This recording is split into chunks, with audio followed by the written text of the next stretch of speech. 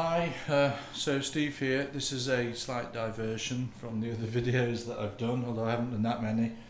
I couldn't find anything about this particular shower repair online, so I thought I'd post it and then maybe pop it up on YouTube.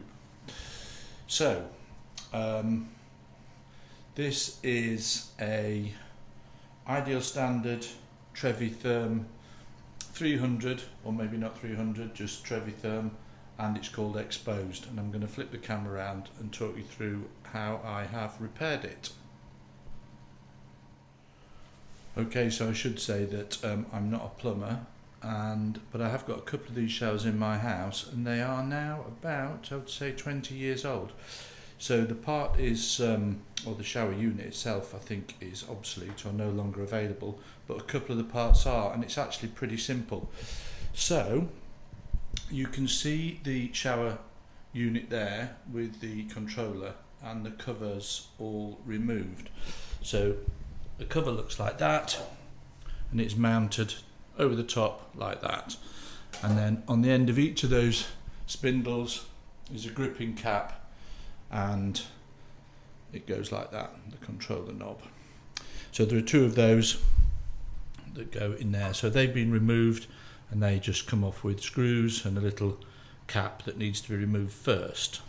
Sorry, I'm doing this backwards slightly. Once you've removed that lot, you then remove this, and this unit here, as you can see, went over the top of there and there. Then the fault lies with this particular unit here. So if we remove the central spindle, and then this particular one is a new one that I've just put on, and the unit now works, and that's a bit stiff.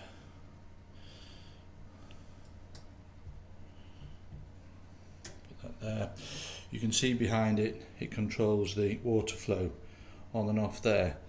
The old unit, which I've now disposed of, what happens is this nylon ring around the outside becomes loose and no longer grips that inner brass centre. So when you go to turn it off, the thing slips and slides. So the water is never shut off, so it continues to drizzle. So all you need to do is buy one of these for about £20 and replace it. Put that back on, reassemble the unit, job done, and the water flow locks off. So they come in a pack,